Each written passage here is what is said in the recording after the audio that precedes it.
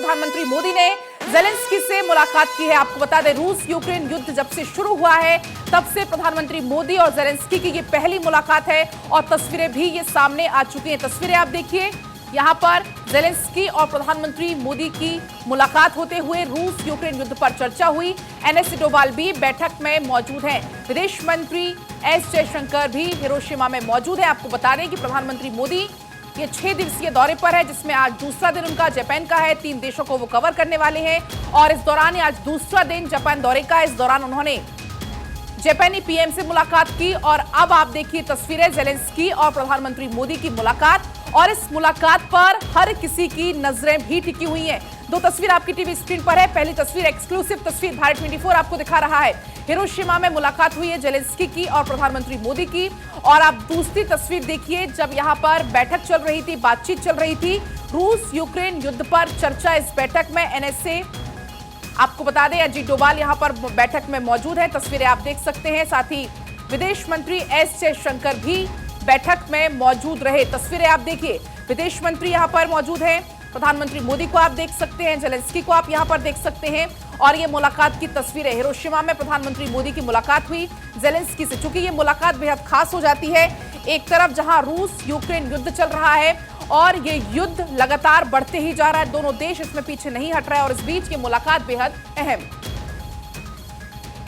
और इस बीच political editor Aditi रागर हमारे साथ जुड़ चुकी है फोन लाइन पर। अदिति, ये तस्वीरें बेहद सुखद, जेलेंस्की और प्रधानमंत्री मोदी की ये मुलाकात हुई है। तो देखिए, कल से लगातार ये सवाल उठ रहा था कि दोनों की मुलाकात क्या कुछ बड़े मायने जो है विश्व स्तर पे क्या कुछ मायने लेकर आएंगे। लेकिन देखिए, आप जो दोनों के बीच में, दोनों देशों के बीच में जो वॉर हुई, चाहे यूक्रेन और रूस की अगर बात करें, तो पहली बार ही मुलाकात हो रही है। जेलेंस्की खुद पहली बार मुलाकात करने जापान भी पहुंचे हैं। 2 तरह की ये बैठकें हुई हैं। एक तस्वीर में आपको नजर आ रहा है कि किस तरीके से दोनों के बीच में वार्म हाथ मिलाते हुए मुलाकात है, वो तस्वीरें बहुत कुछ बयां करती हैं। और दूसरी देखिए, एक बायलैटरल मुलाकात भी हुई है। देखिए, लगातार जो यूएस है वो जेलेंस्की को, यूक्रेन को हर संभव मदद कर भी रहा है। हाल ही में जो फाइटर प्लेन्स की ट्रेनिंग से लेकर तमाम चीजों को लेकर अब प्रधानमंत्री मोदी से क्या कुछ बात हुई, क्या समाधान निकल सकता है।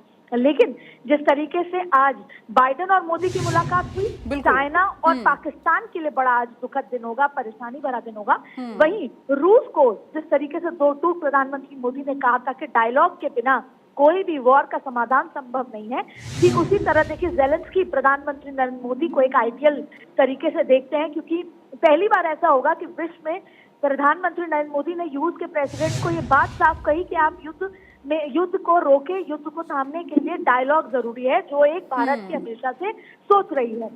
ऐसे में जेलेंस्की के साथ भी इन तमाम समाधानों पर, क्योंकि ये जो लगातार जो 2 देश वॉर में हैं, इससे फूड सिक्योरिटी से लेकर तमाम जो चीजें हैं जो पूरे विश्व को परेशान कर रही हैं, और उसको लेकर फिर तमाम और चीजें निकल कर आती हैं। और देखिए, तेल का आयात निर्यात भी इस तमाम चीजों में जुड़ा रहता है। तो ऐसे में आज जेलेंस्की के लिए प्रधानमंत्री नरेंद्र मोदी से मिलना ठीक उस तरह से माना जाए कि जेलेंस्की एक मदद के रूप में प्रधानमंत्री मोदी को बड़े भाई के रूप में देख रहे हैं।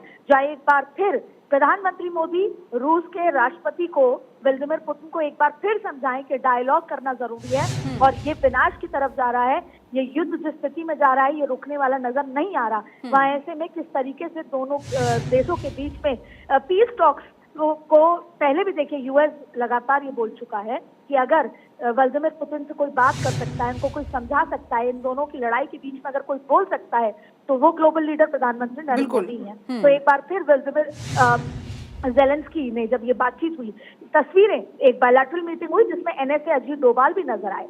तो ये तमाम आज जो बैठक रही वो काफी कुछ नहीं, लेकिन आज का दिन रूस को परेशान करने वाला है और आज का दिन चाइना और पाकिस्तान को भी परेशान कर देने वाला है, जहां वो तस्वीरें जिसमें बाइडेन खुद उठकर आते हैं और प्रधानमंत्री नरेंद्र मोदी से मुलाकात करते हैं।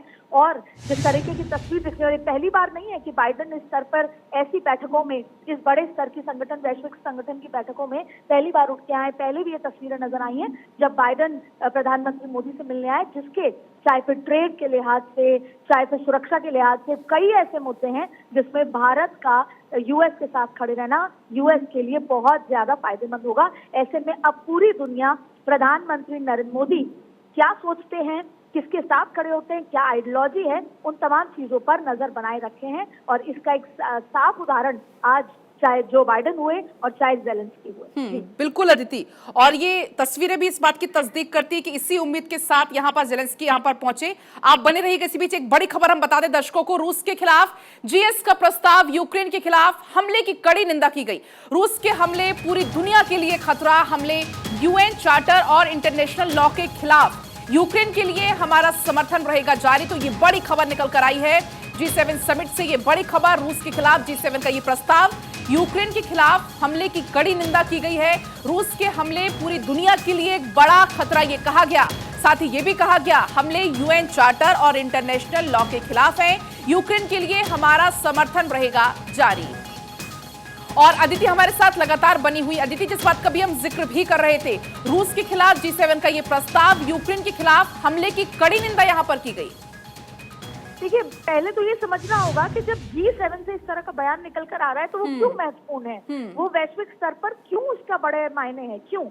क्योंकि G7 वो संगठन है जहां पर देश के सबसे पावरफुल, सबसे शक्तिशाली देश, जो पूरे विश्व की 10% आबादी और 40% जीडीपी को कंट्रोल करते हैं।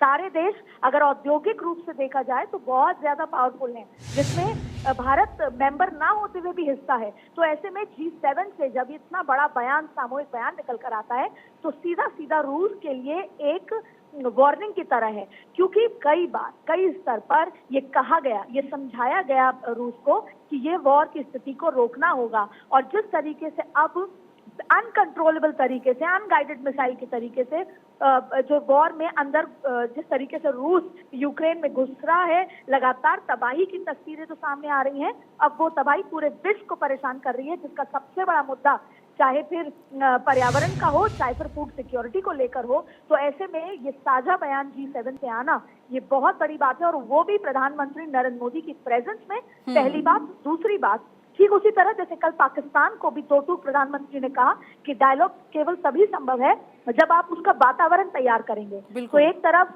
पाकिस्तान को समझा देना, दूसरी तरफ ये साझा बयान रूस के लिए, और फिर यूक्रेन के जेलेंस्की से मुलाकात करके उनको ये आश्वासन देना कि हम आपके साथ खड़े हैं। पूरा का पूरा G7 एक बार फिर ये समझने की कोशिश करनी होगी कि G7 वो ग्रुप है जो देश की 10% आबादी भले ही कंट्रोल करता है, लेकिन 40% जीडीपी, यानी औद्योगिक रूप से सबसे ज्यादा महत्वपूर्ण ये ग्रुप आज जब साझा जापान से ये बयान देता है। और फिर देखिए, भारत तो आज जब अनावरण हुआ महात्मा गांधी की मूर्ति का, तो सीधा सीधा अहिंसा परमो धर्म का एक बार फिर संदेश जापान से प्रधानमंत्री नरेंद्र मोदी ने दिया, और फिर एक बार कहा कि वॉर खत्म करने के लिए डायलॉग शुरू करना होगा, और डायलॉग के लिए पीस के लिए डायलॉग शुरू करना होगा। तो एक बार फिर प्रधानमंत्री मोदी ने वैश्विक स्तर पर भारत को अलग तरीके से अलग जगह पर पहुंचा दिया, जहां पर बाइडेन हो और तमाम जो लोग हैं वो एक साथ खड़े होकर यूक्रेन की तरफ आए और सीधा सीधा रूस को, चाइना को और पाकिस्तान को आंखें दिखाएं। बिल्कुल अदिति, इस मुलाकात पर हर किसी की नजरें भी हैं, क्योंकि जब प्रधानमंत्री मोदी ने पुतिन से बातचीत की थी उस दौरान भी प्रधानमंत्री का यही कहना था कि इस युद्ध से कुछ भी हासिल नहीं होने वाला। और अमेरिका भी बार बार इसी बात को कहता है कि भारत के अच्छे संबंध है रूस से भी और यूक्रेन से भी। बिल्कुल, आपके पास अदिति लौटूंगी। इस बीच हमारे साथ पूर्व राजनयिक जितेंद्र त्रिपाठी जुड़ चुके हैं। बिल्कुल जितेंद्र जी, बहुत बहुत स्वागत है आपका भारत 24 पर। लेकिन ये तस्वीरें जिस पर हर किसी की नजरें, इस मुलाकात पर हर किसी की नजरें, क्या कुछ आप कहेंगे इन तस्वीरों को देखकर? देखिए, ऐसा है कि ये मुलाकात ऐसे समय में हो रही है जबकि विश्व कई चीजों से जूझ रहा है।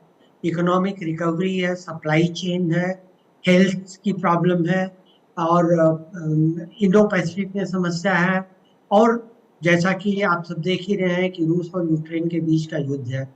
इसमें जेलेंस्की, अब मुझे नहीं पता कि क्या चीज जेलेंस्की ने कही है, लेकिन जहां तक मेरा मानना है कि जेलेंस्की ने ये कहा होगा कि ये रिक्वेस्ट की होगी, ये प्रार्थना की होगी कि दोनों देशों के बीच में युद्ध विराम कराने या दोनों देशों के बीच में शांति स्थापित करने में भारत मदद करे। ये बात सही है, लेकिन भारत मदद कैसे करेगा? भारत निश्चित ही तौर पे, क्योंकि भले ही भारत का कद बहुत ऊंचा है अभी विश्व में, लेकिन और भारत शांति की बात करता है, लेकिन भारत इसमें मध्यस्थता नहीं कर सकता, क्योंकि हमारी ये नीति रही है, घोषित नीति रही है कि दो देशों के बीच में जो समस्याएं हैं वो दोनों देश मिलकर आपस में ही बैठ करके वार्ता की टेबल पर सुलझाएं। तो ऐसे में हम कोई तीसरा मध्यस्थ बनकर नहीं आना चाहते, क्योंकि आपको याद होगा कि डोनाल्ड ट्रंप ने एक बार कहा था, पेशकश की थी कि भारत और पाकिस्तान के बीच में कश्मीर मसले पर वो मध्यस्थता करना चाहते हैं, और हमने साफ कर दिया था कि हमारी पॉलिसी है कि दो देशों के बीच में किसी तीसरे देश को मध्यस्थता करने की आवश्यकता नहीं है, दो देश मिलकर के आपस में सुलझाएं ये मामला। तो अब अगर हम बीच में मध्यस्थता करने का प्रस्ताव करते हैं या स्वीकार करते हैं, तो ये हमारी कश्मीर पॉलिसी पर कश्मीर पर जो घोषित नीति है उसके खिलाफ जाएगा, और हमारे लिए ये अच्छी बात नहीं है। हाँ, हम ये कर सकते हैं कि कि दोनों देशों के बीच में वार्ता करने में जो कंड्यूसिव एटमॉस्फेयर होता है, जो सकारात्मक वातावरण होता है, वो तैयार करने में मदद कर सकते हैं। क्योंकि आपने देखा कि चीन ने भी कोशिश की, फ्रांस ने कोशिश की, जर्मनी ने कोशिश की। त्रिपाठी जी, आपके पास मैं लौटती हूं। इस बीच ये एक्सक्लूसिव तस्वीरें दर्शकों को जरा दिखा दें। ये तस्वीरें हैं उस वक्त की जब यहां पर बैठक चल रही थी, मीटिंग चल रही थी। तस्वीरें आप देखिए आपकी टीवी स्क्रीन पर। प्रधानमंत्री मोदी आपको नजर आएंगे। प्रधानमंत्री मोदी के साइड में आप देख सकते हैं विदेश मंत्री यहां पर मौजूद। यूक्रेन में चल रहा युद्ध पूरे विश्व के लिए बहुत बड़ा मुद्दा है।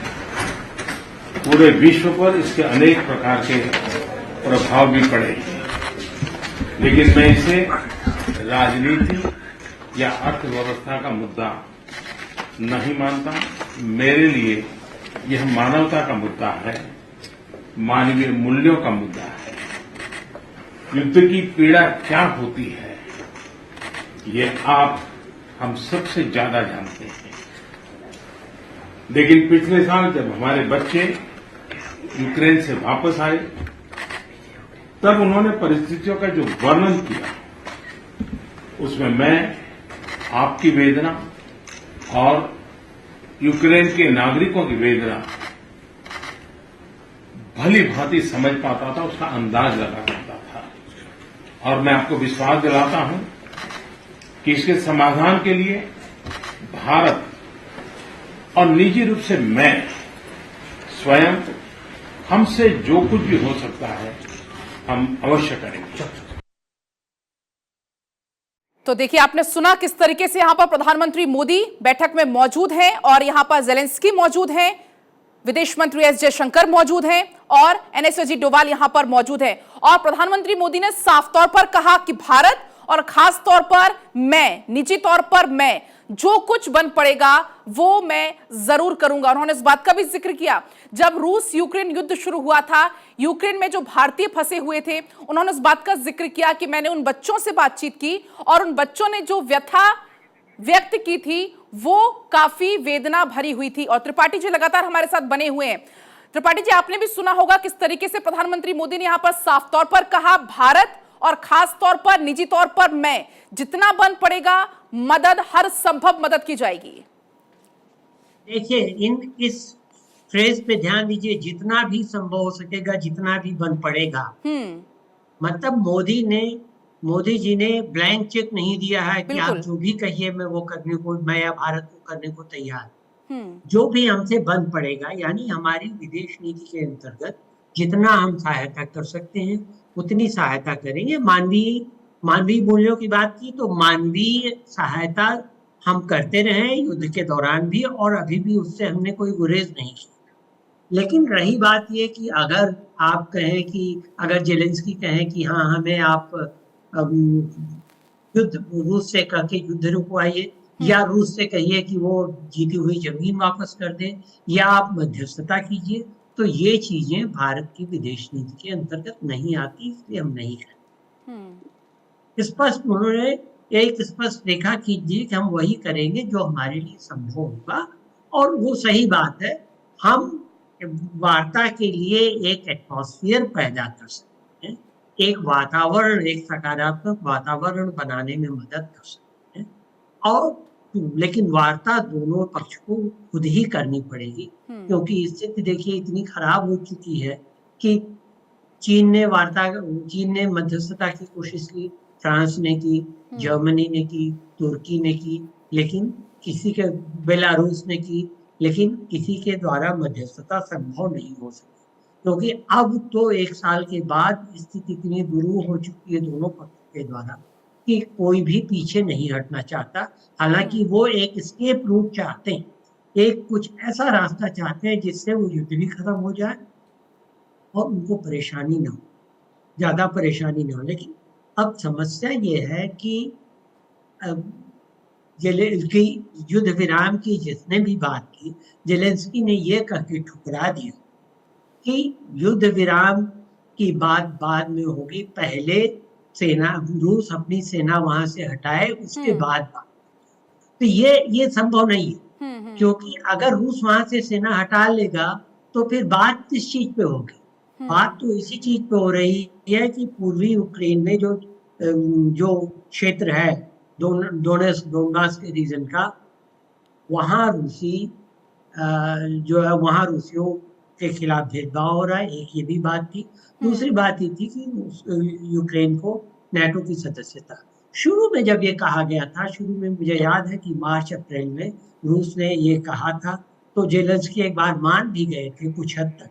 उन्होंने कहा कि हम नाटो की सदस्यता नहीं लेंगे, लेकिन अमेरिका के नेतृत्व में नाटो ने इस मामले को गलत तरह से हैंडल किया और जेलेंस्की को और उकसाया, जिससे कि आज ये परिणाम हो रहा है कि कोई भी इन दोनों पक्षों में से कोई भी पक्ष युद्ध होते रहने से खुश नहीं है, सिर्फ एक को छोड़ के, वो है अमेरिका की वेस्टर्न वॉर इंडस्ट्री, जो कि हथियार पर हथियार बनाए जा रही है।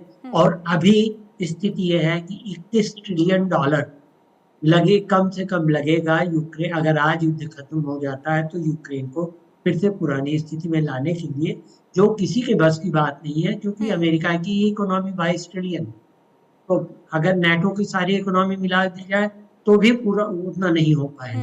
तो अब लेकिन एक एस्केप रूट उनको चाहिए, तो वो जेलेंस्की इधर उधर भाग रहे हैं। आपने देखा होगा जब से क्रेमलिन में हमला हुआ, जेलेंस्की वापस यूक्रेन नहीं गए, बिल्कुल। कभी फिनलैंड में, कभी सऊदी अरब में, कभी यहाँ, उनके दौरे ही बाहर हो रहे हैं। तो ये बड़ी दुरूह स्थिति है दोनों पक्षों की। बिल्कुल, जो मीटिंग का भी हमने अंश सुनाया भी, उस अंश से ये चीज तो हम इसको इस तरीके से भी समझ सकते हैं कि ये जो पूरी मीटिंग है वो इस पर ही केंद्रित रही कि कैसे इस युद्ध को राजनयिक कारणों से कैसे इसका समाधान निकाला जाए। कुल मिलाकर इस पर सबसे ज्यादा ये केंद्रित रही मीटिंग। जी देखिए, एक चीज और इसमें, अभी आज मोदी जी ने प्रेस कॉन्फ्रेंस में बोलते हुए कहा था, प्रेस के साथ इंटरव्यू में, कि किसी भी देश द्वारा किसी दूसरे देश की संप्रभुता का सम्मान करना चाहिए। जो परोक्ष रूप से रूस के लिए एक मैसेज था, एक संदेश था कि युद्ध, जो पहले एससीओ में भी मोदी जी ने कहा था कि युद्ध खत्म होना चाहिए, युद्ध का मौका नहीं है। तो ये कहना कि किसी भी देश की संप्रभुता का सम्मान करना चाहिए हर देश को, ये रूस के लिए भी एक संदेश है कि अब आप युद्ध को ज्यादा न बढ़ाइए। लेकिन अब यहाँ सवाल ये, जो अंश बाहर आए हैं जब प्लेजेंटरीज के दौरान, वो तो दूसरे थे, वो तो हमें पता लगा है, लेकिन अंदर क्या बात हुई, जब प्रेस और फोटो ऑप्स चले जाते हैं, चाय पानी वाले चले जाते हैं बाहर, तब क्या बात हुई, ये ज्यादा महत्वपूर्ण है। ये जानने के लिए हमें कुछ इंतजार करना पड़ेगा। बिल्कुल। चूंकि अगर ओवरऑल इस पर हम बातचीत करें, जो तस्वीरें निकलकर जापान से सामने आ रही हैं, हमने इसके पहले देखा था जो बाइडेन की और प्रधानमंत्री मोदी की मुलाकात हुई, जिस तरीके से गले मिलकर उनकी मुलाकात होती है, और अमेरिका तो बार बार इस बात को कह रहा है कि भारत के अच्छे संबंध है रूस से भी और यूक्रेन से भी, और अमेरिका ही बार बार कह रहा है कि मध्यस्थता होगी तभी शांति आएगी। चलिए, फिलहाल बहुत बहुत आपका शुक्रिया तमाम बातचीत के लिए, तमाम जानकारी के लिए।